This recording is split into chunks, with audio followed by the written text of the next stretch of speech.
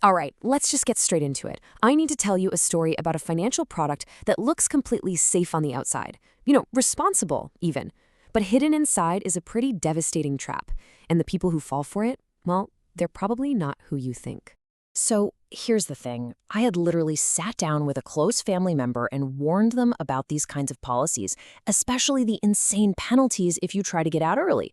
You can imagine how I felt when I found out they'd signed up for that exact thing. A salesperson came to their workplace and that was it. A 40% penalty, just gone. And the timing? Oh man, the timing was just brutal. Right after they signed, the market just exploded. If that same money had gone into a simple S&P 500 fund, we're talking annual returns of 20, 30, even 40% against the yen.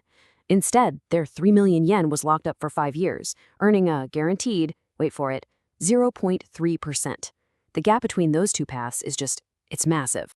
When you do the math on the opportunity cost over those 5 years, what they missed out on, it adds up to a number that's just hard to swallow. We're talking about a potential loss of around 2 million yen. That's not a little slip-up. That's a huge financial hit. 2 million yen is just a number on a page, so it doesn't really feel real. So let's put it this way. That's the price of a brand new car. Just poof, vanished into thin air. That's when you feel the real weight of it. But by then, it's way too late. So your first thought, and it's a totally normal one, is probably, well, they just didn't know enough about money. You chalk it up to a simple failure of financial literacy. But what if that's the completely wrong way to look at it? What if the problem is something much, much deeper? See, this is the really twisted part. This kind of product isn't actually designed to catch the careless or the uninformed. No, it's a trap that's perfectly built to catch the exact opposite person, the responsible one. The thoughtful person who is genuinely trying to do the right thing. And this all boils down to a fundamental truth about how we work as human beings. We love to think we make choices based on pure information, on facts and logic. But the truth is, our situation, the environment we're in, is way more powerful. All the information I gave my family member, it just couldn't compete with the situation they were put in. So what is that situation I'm talking about? How does it manage to just steamroll over cold, hard facts? Well, it's all about the mechanics of social pressure. Just picture it. A salesperson shows up at your office. You look around and you see your coworkers signing up. There's this quiet, unspoken feeling that, well, everyone's doing it. You don't want to be the one person who makes a fuss and says no. And then they hit you with the magic words. Investing is scary, but this is safe. It's the perfect line to calm the nerves of a responsible person. And this is the most important takeaway here. What happened wasn't a bad financial decision. It was a perfectly logical, social adaptation. They weren't being foolish. They were just trying to get through a social situation without causing friction. They were trying to do the normal thing. And for that, they got punished. But the low returns and the high fees, believe it or not, that's not even the most dangerous part of this product. There's another feature, something way more sinister that kicks in long after you've signed on the dotted line. We need to call this thing what it really is. It's not just a bad investment. It's a decision-freezing device. Its main job is to lock you down. Once you're in, the whole thing is designed to make it incredibly painful to change your mind, to react to new information, or to fix your mistake. And this is where it gets really brutal. So you realize you messed up. Maybe inflation is taking off, or the market is changing.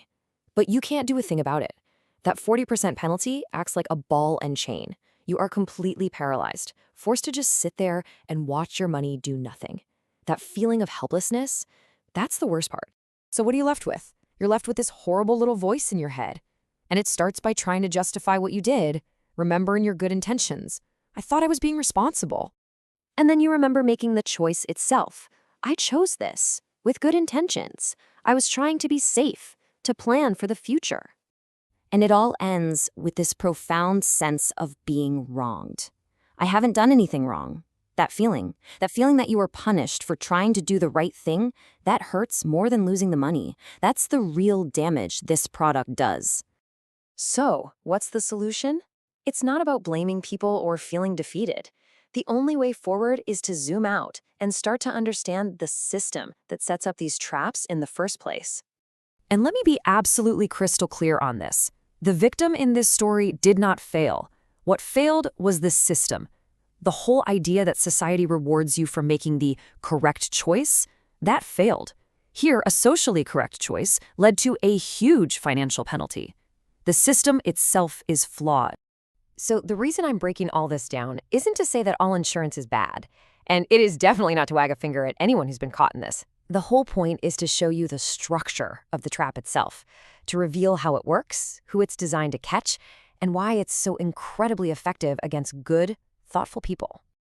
I want you to think of this as a map. It's a map that can help you spot this kind of trap out in the wild, because it will appear again. You can be sure of that. It'll just have a different name, a different sales pitch. Knowing the structure, that's your defense. And that leaves us with one last big thought. This trap isn't a broken system. It is a system that is working perfectly, exactly as it was designed to. So the real question to ask yourself is this. Now that you can see the architecture of this trap, where else in your life do you see it? What other systems are out there quietly punishing good intentions? Now that's something we're thinking about.